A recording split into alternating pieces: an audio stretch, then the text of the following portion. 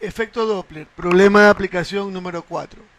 En el efecto Doppler se basan los aparatos que utiliza la policía de tránsito para determinar la velocidad de los automóviles. En este caso, dice que un radar de tráfico, este es otro radar de tráfico, emite un haz de microondas que al rebotar con el vehículo regresa al aparato. Dicen que, bueno, esto me indicaría la distancia a la que está el automóvil. Dice que el tiempo en que demora el haz en ir y volver es de 2 por 10 a la menos 7 segundos. Vamos a concentrarnos en esto, no en la segunda parte, porque la primera pregunta es a qué distancia se encuentra el automóvil cuando llega a la primera onda. Entonces, vamos a usar la fórmula conocida en que distancia va a ser igual a velocidad por tiempo. La distancia, pongamos el número 1, porque es el primer disparo que se hizo. La distancia número 1 va a ser igual a la velocidad. La velocidad de las microondas me está diciendo que es 3 por 10 a la 8. La pregunta sería ¿qué tiempo le ponemos? ¿El tiempo completo? Aunque el tiempo dice que es ida y vuelta. Entonces, para calcular la distancia a la que está el automóvil, deberíamos usar la mitad de este tiempo. Es decir, el tiempo que me dieron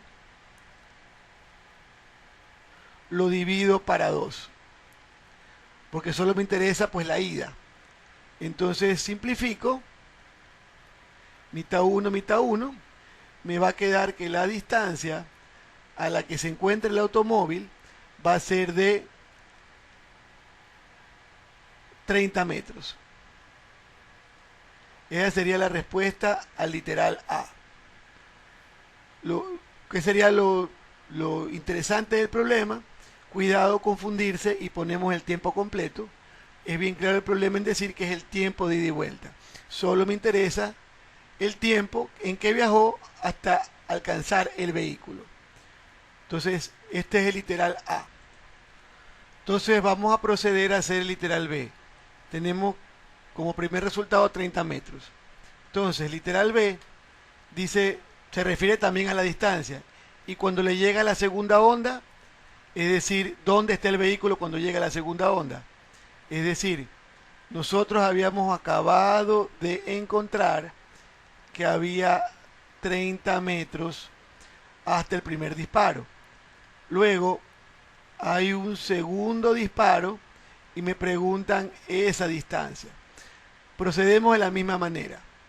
El tiempo en que demora la segunda onda en ir y volver me lo da el problema.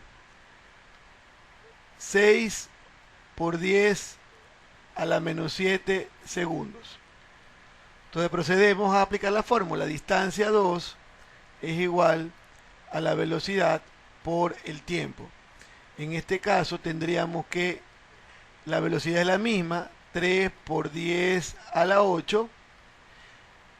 Y una vez más hago la pregunta, ¿usamos todo el tiempo? No, porque este es el tiempo de ida y vuelta, necesitamos la mitad.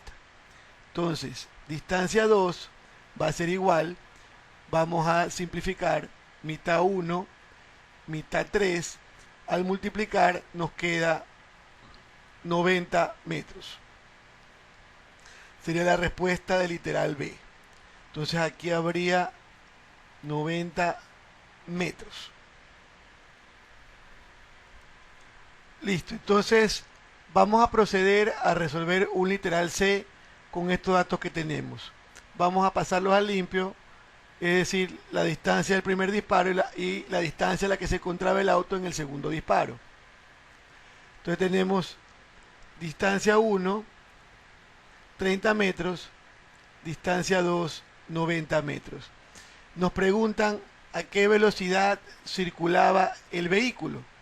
Entonces, aquí hay un dato interesante en el problema que dice que el siguiente haz de microondas, o sea, el segundo, se emite un segundo después. Es decir, que hay una espera de un segundo antes de mandar el segundo haz del microondas. Entonces, en ese segundo, el auto avanzó esta distancia.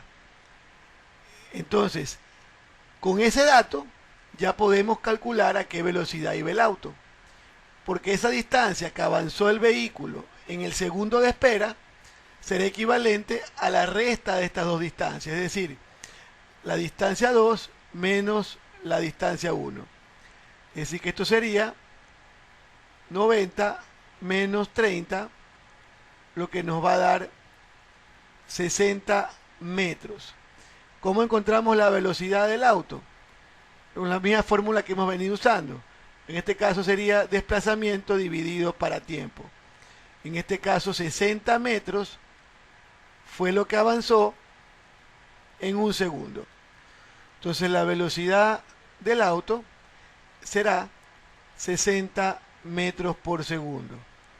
Sería la respuesta del literal C. Ahora, ¿cómo saber si iba a exceso de velocidad? Sería una pregunta interesante que responder.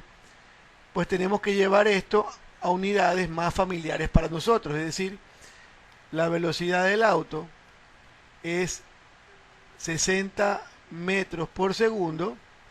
La voy a multiplicar por 3.6 para convertirla en kilómetros por hora. Nos daría 216 kilómetros por hora. Entonces, sí estaría en exceso de velocidad.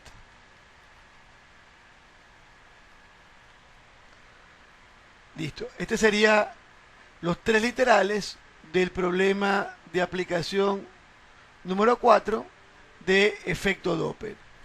Muchas gracias por su atención.